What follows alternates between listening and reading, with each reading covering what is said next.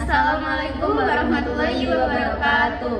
Perkenalkan, kami dari kelompok 8 akan mempresentasikan materi tentang ilmu pengetahuan dan teknologi untuk kemaslahatan hidup manusia. Sebelumnya perkenalkan, nama saya Julia Atmaranti, NIM terakhir 118. Perkenalkan, nama saya Natasha Faiza Akila, NIM 150. Perkenalkan, nama saya Masyita Khairil Syafitri, NIM terakhir 142.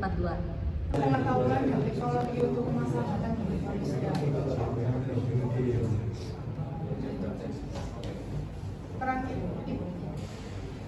Pengertian ilmu pengetahuan dan teknologi adalah ilmu yang mempelajari tentang perkembangan teknologi berdasarkan ilmu pengetahuan yang disusun secara sistem dengan memperhitungkan sebab dan akibat.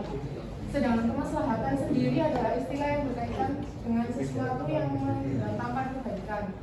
Istilah ini memiliki makna lain seperti manfaat, guna, faedah, kebaikan, dan lain sebagainya yang berhubungan dengan pribadi. Berikut ini ada beberapa praktik dalam kehidupan manusia. Yang pertama yakni ada aspek pendidikan.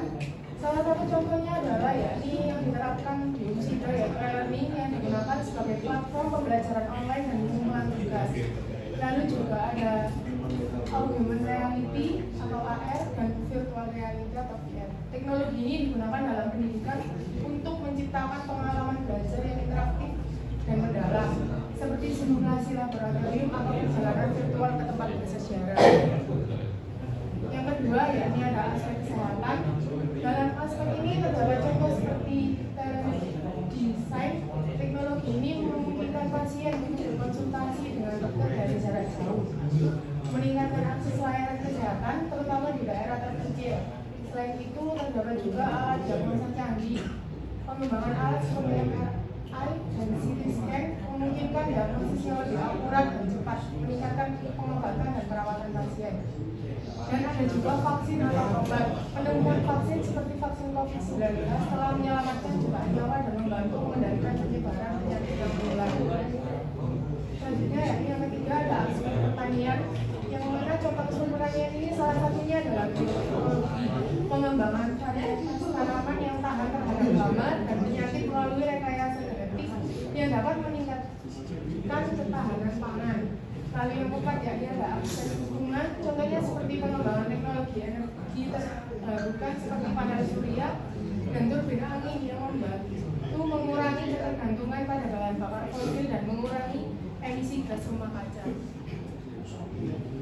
Yang selanjutnya yakni ada aspek ekonomi. Pada aspek ekonomi, peran fintech juga tak kalah penting. Contoh e-commerce seperti Tokopedia, Shopee atau berbagai platform pembelajaran yang lainnya. Untuk pelaku usaha kecil untuk melihat jangkauan pasar yang lebih luas, meningkatkan pendapatan dan menciptakan lapangan kerja. Selain itu, e-commerce ada juga fintech, teknologi keuangan seperti aplikasi pembayaran digital dan pinjaman online memudahkan akses ke layanan keuangan bagi masyarakat yang sebelumnya tidak terlayani. Selanjutnya yakni ada aspek sosial, media sosial dan komunikasi. Teknologi komunikasi memungkinkan masyarakat untuk terhubung dan berbagi informasi dengan cepat, meningkatkan kesadaran sosial dan mobilisasi untuk isu-isu penting. Aplikasi untuk kemanusiaan, pengembangan aplikasi yang membantu dalam penanggulangan bencana seperti sistem peningkatan dini dan platform penggalangan dana yang dapat menyelamatkan nyawa dan memberikan bantuan kepada yang membutuhkan. Pandangan Islam terhadap perkembangan teknologi. Dalam Islam sendiri, Al-Quran tidak pernah mengekang umatnya untuk maju dan modern. Justru Islam sangat mendukung kemajuan umatnya untuk melakukan penelitian dan bereksperimen dalam bidang apapun, termasuk dalam bidang teknologi. Bagi Islam, teknologi merupakan bagian dari ayat-ayat Allah yang perlu kita gali dan kita cari kebenarannya.